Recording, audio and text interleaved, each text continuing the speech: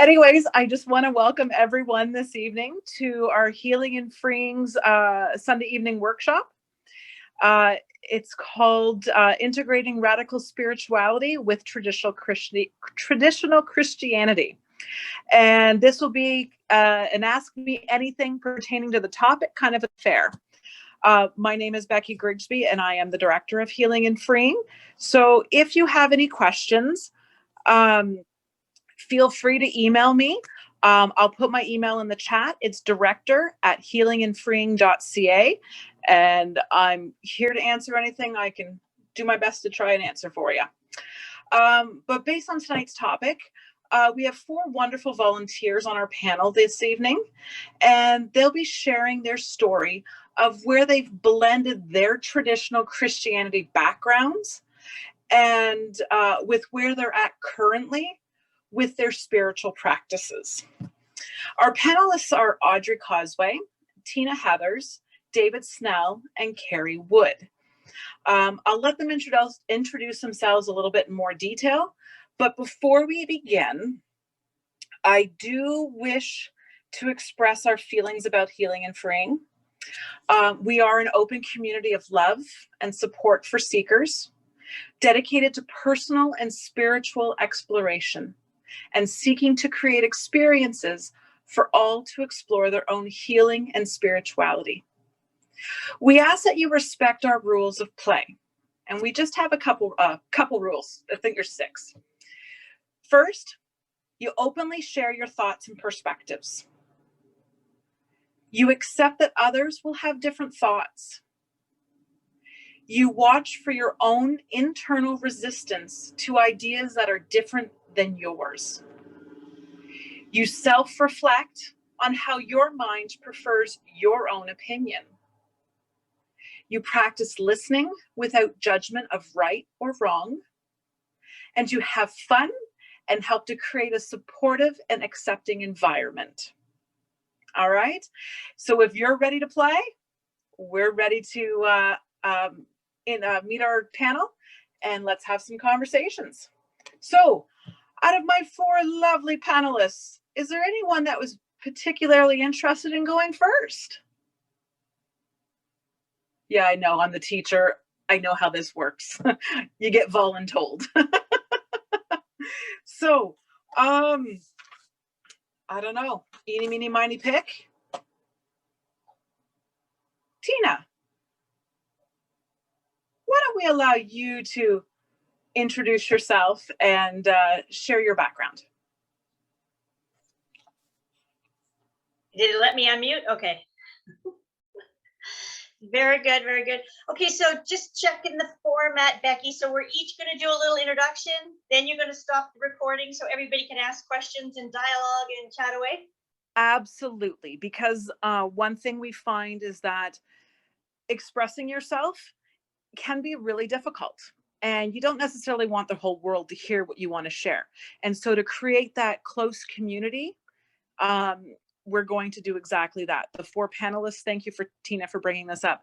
The 4 panelists have openly said that they're okay with this recording, and we will allow you to answer your questions after we end the recording. Okay, awesome. Just like to be clear.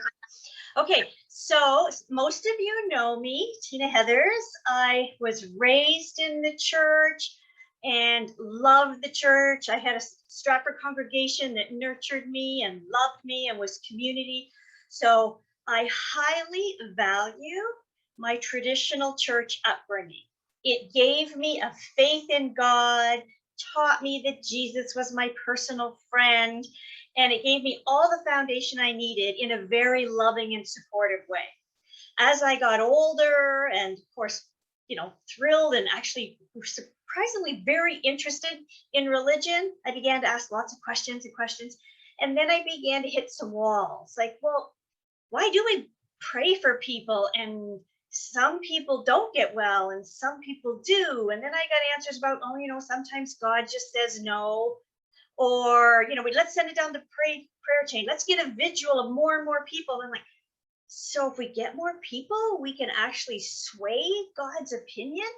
And so some of the stuff bothered me. And I went to this funeral where this little 8-year-old boy's mother had died. And I heard church people saying things like, oh, sweetie, God just called your mom home because he has a special work for her. And you could see the horror in the little boy's face about, God took my mom. So some of the flatline answers or the unexplainable answers really began to bother me. And so I began digging around, learning as much as I possibly could. I ended up traveling to all kinds of different courses and learning all this kind of stuff. And I was nervous at first because my traditional Christian training said, here's this box, don't go outside this box. Some of these things are bad. So in my learning and exploring, there were times I was very scared. And I didn't know if I was getting into stuff that I shouldn't be in. But because I had this really grounded foundation in God answers prayers and God will look out for you kind of stuff, I ended up praying as I was on my way to some of these classes, thinking, please let me know if this is something I shouldn't be dabbling in. Please give me a sign before I get there. And so I did. And then I learned some cool things. I learned about meditation. And then I was fascinated by healing, particularly because sometimes God just says no. It's like, well, why bother praying if he's already made up his mind? So I began to study spiritual healing to see, can we change this? Like, is it swaying God's mind or is there something else to it? So spiritual healing, energy healing, all the sort of metaphysics of, and it was fascinating. It's a humongous topic with all kinds of brilliant courses and philosophies, and I dug in and studied them all. And then even like the world of psychic readings, I'm like, how's that possible? And I began to feel I was so trusting my spiritual path and that God would protect me. I soon began to think, well, if psychic readings are possible, if mediumship is possible, I should be able to do it. So I took course after course on reading psychic stuff and reading this and mediumship because A, I believed I was guided and protected, and B, I wanted to know for myself if it was true. I just couldn't tolerate that we don't know everything, sweetie answers anymore. And so I became this perpetual and assertive spiritual seeker on anything to do with spirituality. And so, some people, we titled this, radical spirituality. And so I'm sure, for many people, they might think I'm quite radical. And for somebody in a traditional Christian background, probably does think a lot of the stuff I do is radical. But to me, it was all the deepest desire to discover the truth. And I still do that. If I find something new that I think there's an angle that I might be misinformed about or something that would take me deeper, then I will still explore it. So I'm a spiritual explorer. I still am. I always will be. But what I'm looking for is the most authentic and deepest ways to know God. What is God? Who is God? How are we connected? What is my role in this? And I want all the answers, all of them. And so away I go. I study everything. And let me tell you, in the last 20 years, I have studied. I would find it interesting if there was a topic somebody brought up that I hadn't studied. In fact, I even did a PhD in metaphysics. Now, again, I know that doesn't mean anything in traditional universities, but the reason I did it was because I wanted to know if there's anything I missed. What would a PhD in metaphysics and energy and spiritual healing look like? I wanted to know what all the courses they would offer because I wanted to make sure there wasn't something very important that I was missing. So it's been a great adventure. And so for me, radical spirituality is completely normal and it's an everyday, every moment way of life. But I do value that Christian training because it gave me the courage and the belief that God would protect me and guide me. And away I went and swam in all kinds of scary waters. And some of the stuff there is some stuff that's scary and weird, right? And not all of it was really meaningful to me, but I got to practice, play with it, and discern for myself. And the freedom to do that was amazing and transformed my life. So that's my quick answer because I know everybody's got like a 5-minute intro. So back to you, Becky. Well, thank you, Tina.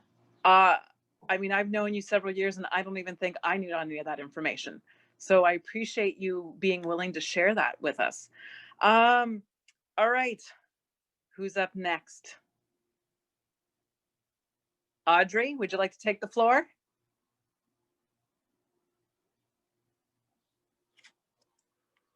Is Audrey with us?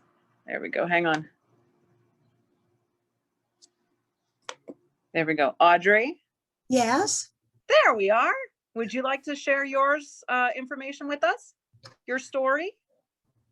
Well, sure, I'll share my story. It's not as exciting as Tina's, but anyway, I actually joined the church when I was 20, and that was 60 years ago. So I suppose in a way I have had a spiritual journey with the church, as well as a religious journey.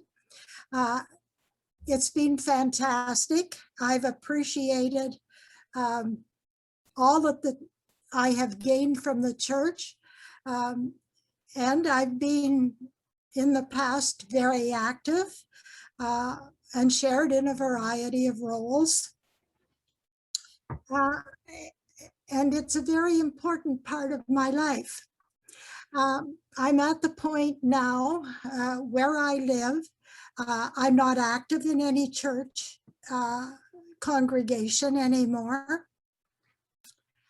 And in a way, I appreciate what kind of time do I call it? Solitary time, sort of peaceful time. But over the years, there were always some little things that troubled me about the church. Sometimes some questions that I was asked about certain things in the church, communion being one of them. Another one was calls to the ministry. There were just some disturbing happenings. And so I started questioning some things. I dearly enjoyed JW's World Religions, which started me on another journey of reading about different faiths and their beliefs. And it actually led me to an interesting conclusion, whether it's the right one or not. But Christianity, most of it has been borrowed from other religions. And that was an intriguing notion. And I thought, so what is special about Christianity? And basically, I came up, to me, the only thing that was special was Jesus, was the Christ kind of thing. And after a while, I began to feel that church religion was in a rut, if you like. I felt that there just had to be more out there for our own spiritual development. As I studied the message of Jesus, and basically it taught me how to live a good life, if you like, a life of love and caring. But there always seemed to be something inside that was waiting to come out. And it's still kind of there. But I feel that while we've had how to live our physical lives, there's something missing in our spiritual development, that we don't really know what's going on inside of us, how our heart and our minds connect. And I've done some reading.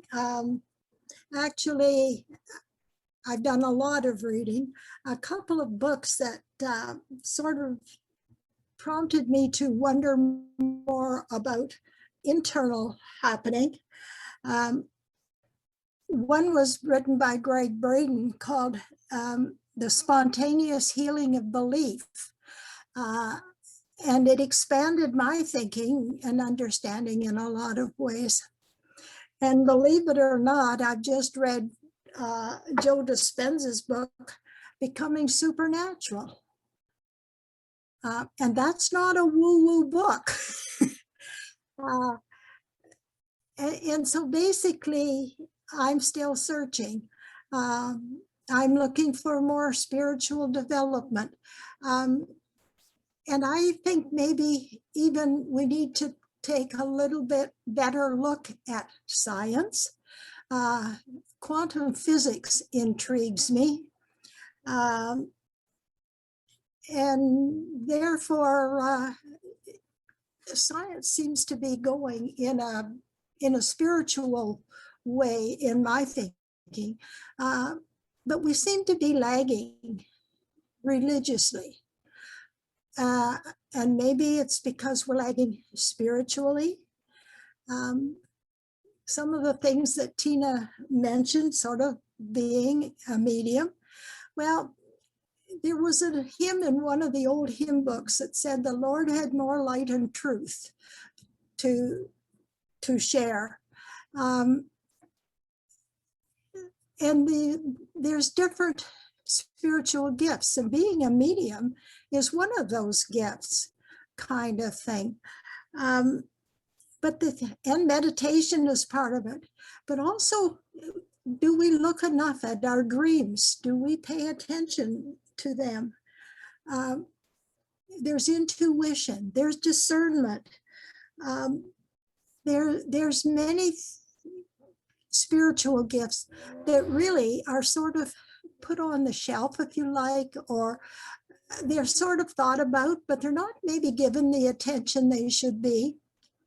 So as far as my spiritual journey is concerned, and when I think about the world church, and I am concerned and I am a little bit sad about it, because we know that the handwriting is on the wall, that organized churches are disappearing.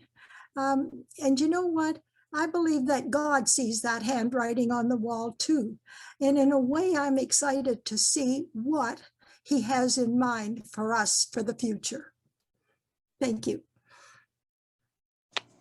Thank you so much, Audrey. We're going to, and I'm noticing when I watch people have paper and pencil, and I feel like you're writing down notes or questions, and I love it. I think it's awesome that this is becoming interactive. So make sure you hang on to those questions or your thoughts, and we're going to hear from 2 more people, and then we're going to go ahead and open the floor up, and we're going to do that. There's a really cool button I'm going to show you when we're done presenting, and I'll show you what we're going to do after that.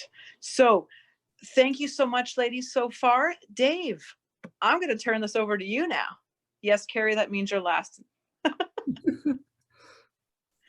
So let's get people muted and unmuted here. I've unmuted Perfect. myself. I'm David Snell, and I am a lifelong church member in the Community of Christ. And I guess over the various years, I have been a seeker at times, other times maybe not as much of a seeker as I maybe should have been.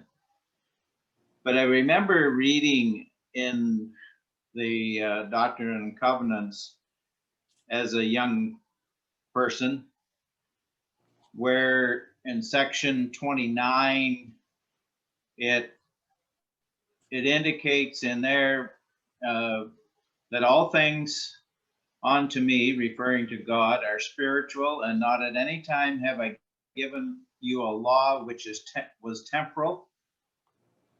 Behold, I gave unto him that it should be an agent on himself, and to gave unto him commandments, but no temporal commandments give I unto him, for my commandments are spiritual. They are not natural, nor temporal, neither carnal or sensual. And that was in some respects reinforced. I believe it's 2 years ago or 3 years ago at the Healing and Freeing, when we had the indigenous ladies from the United States there with us. And they were pointing out in the indigenous faith movements that the spirit is in everything. And they had us, conversing with the trees, etc., around the campgrounds. And so everything is spiritual. And that was, I guess, in some ways has been reinforced in the section 165 of the Doctrine and Covenants, where it says, referring to the church as a spiritual venture,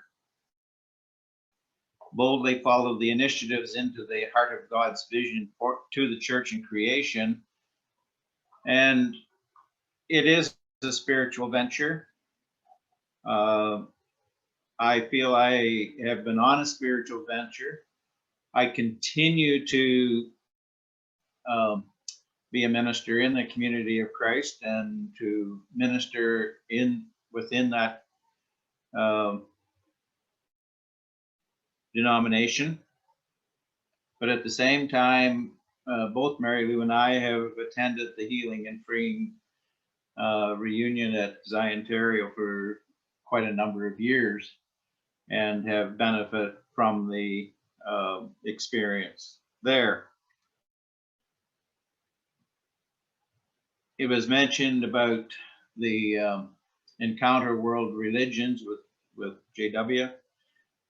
I attended that week-long camp a number of years ago now, and that too opened my mind to beyond just the community of Christ.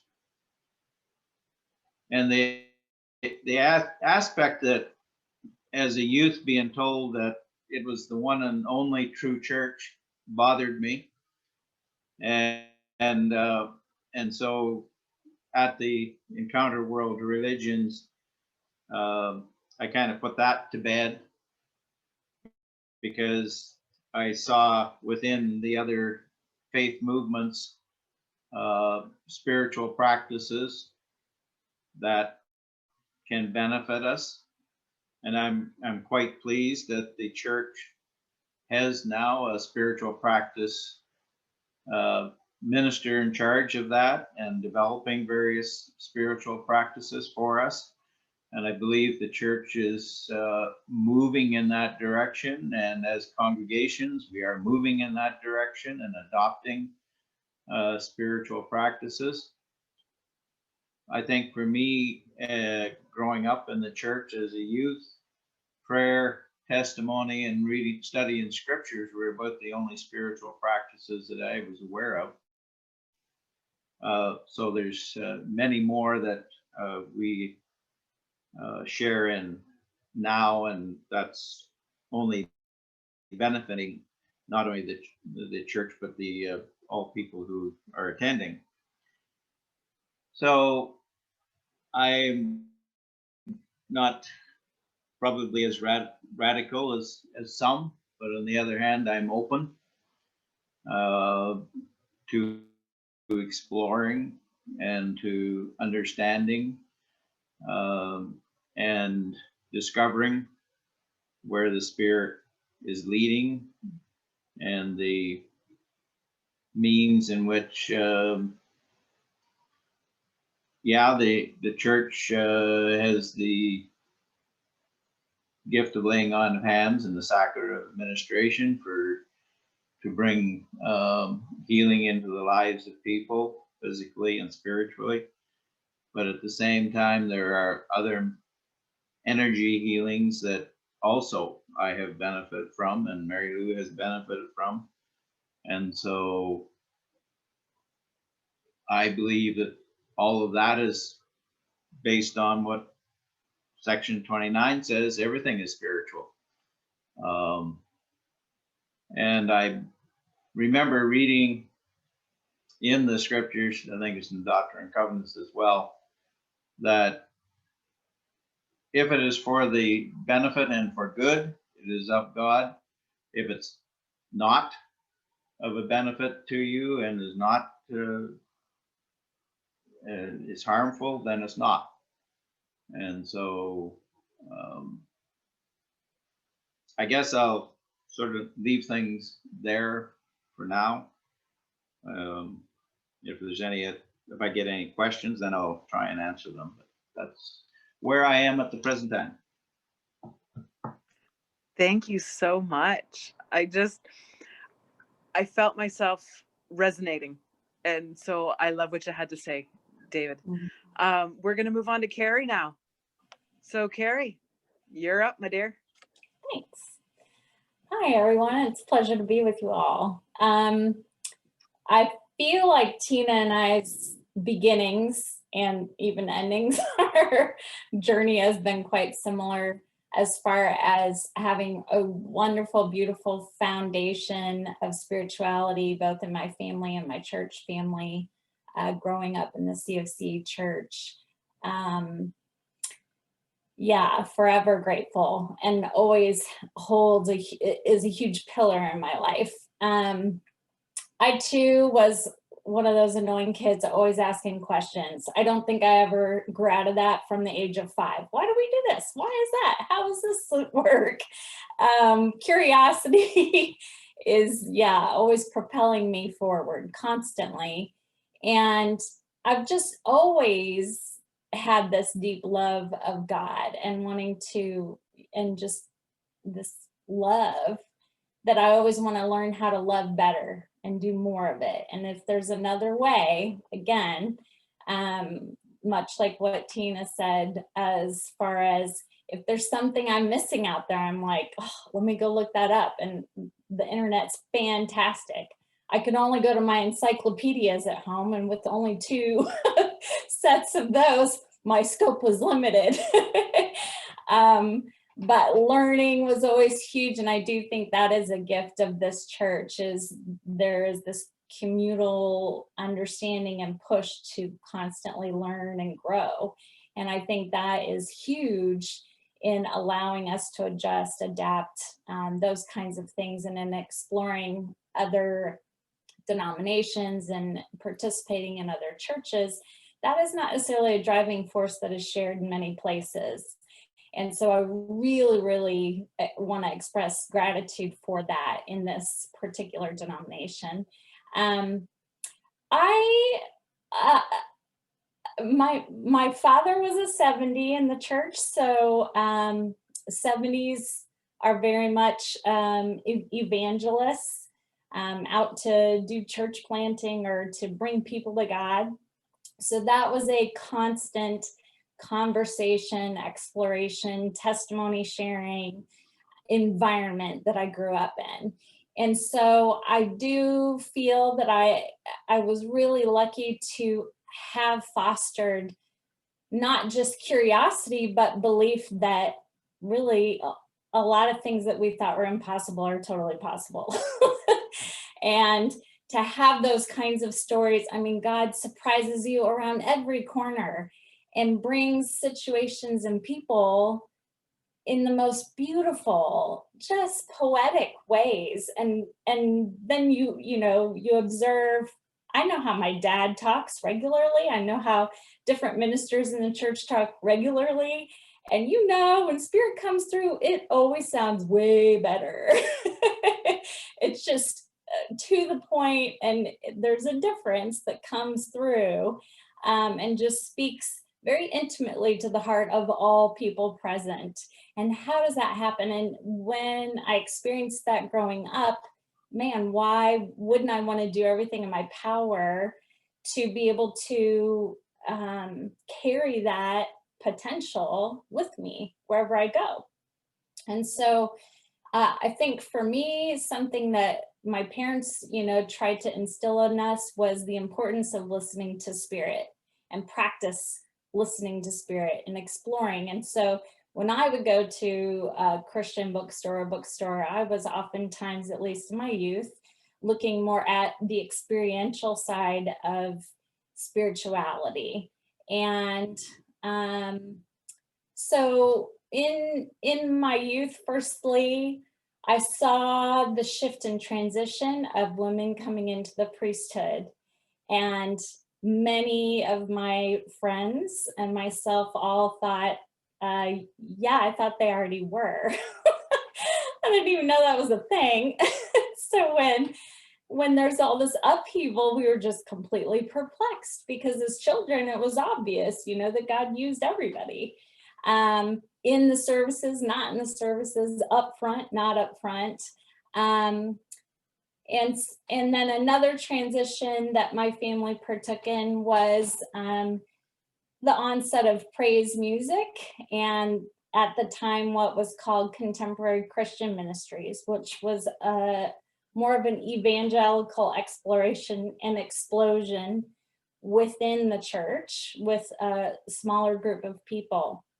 And so with that, I was able to explore a little further focus. There was a deeper intentional focus on the spiritual gifts, not just the ones we were comfortable with, but laying on of hands, instantaneous healing, praying in tongues, gift of tongues, prophetic word.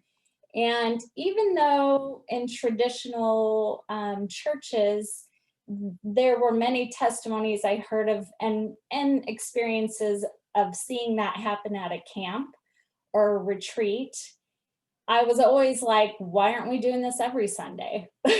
Where's the breakdown here? So with contemporary Christian ministries as a young, you know, teen, that made sense to me. You know, why aren't we exploring this or having the same level of expectation that God could and would move in such a way?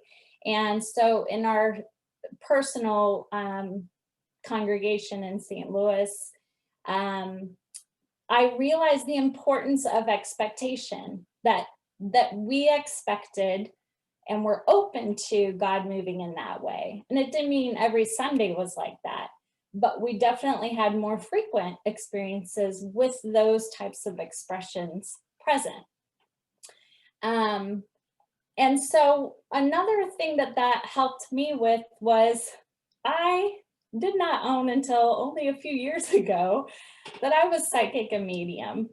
As a kid, I would, you know, I would be up all hours of the night wrestling with all sorts of spirits, ghosts, entities, whatever, and having no guidance.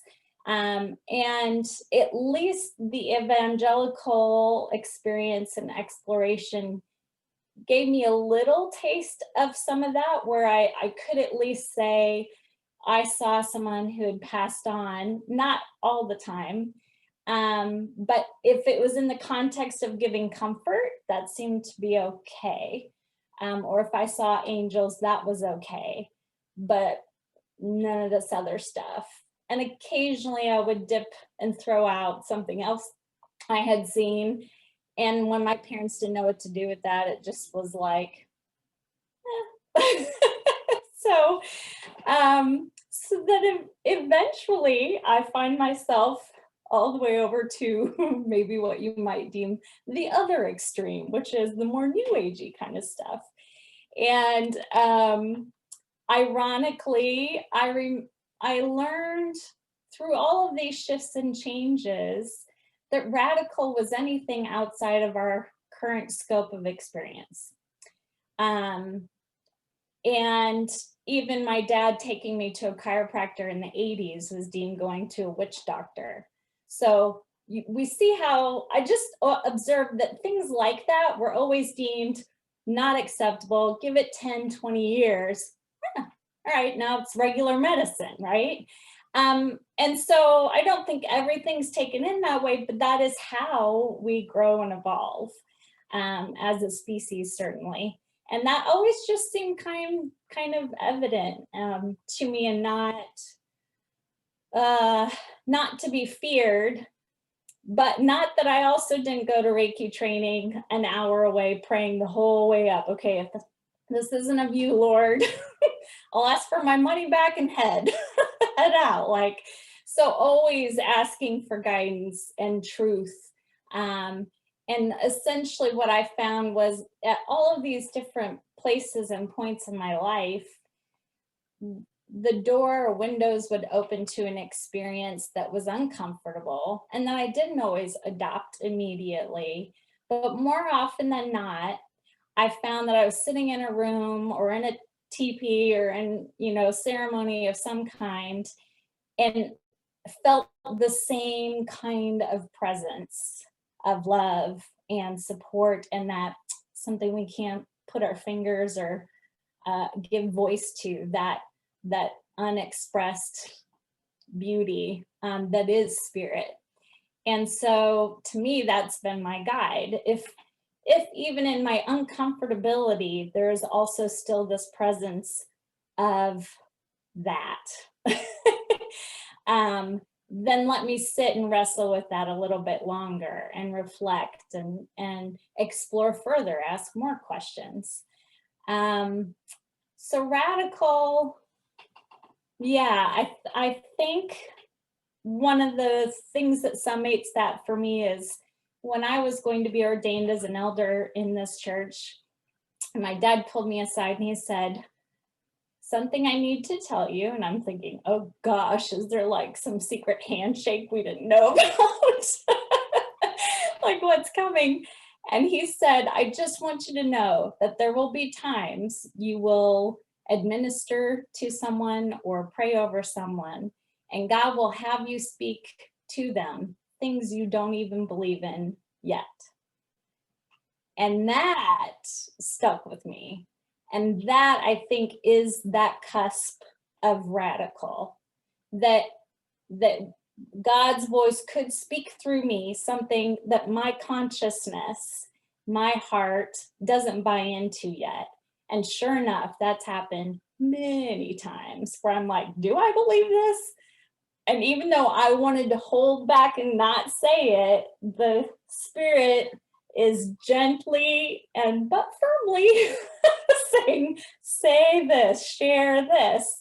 And then to see the fruit that was born from saying that was the answer I needed. And it, again, didn't mean I didn't still wrestle with that, maybe even for decades later, but it's that listening and pushing forward and experiencing or allowing myself to feel uncomfortable that has allowed me to have some of the best experiences and regular everyday relationship with, the Christ or with God, that I would never give up in a million years. So I think that's all I'll say right now about that. Back to you, Becky. Well, thank you. Wow. This has been, I know for me, eye-opening. Again, I've loved hearing everything everybody's had to share. And I'm going to open it up to the group.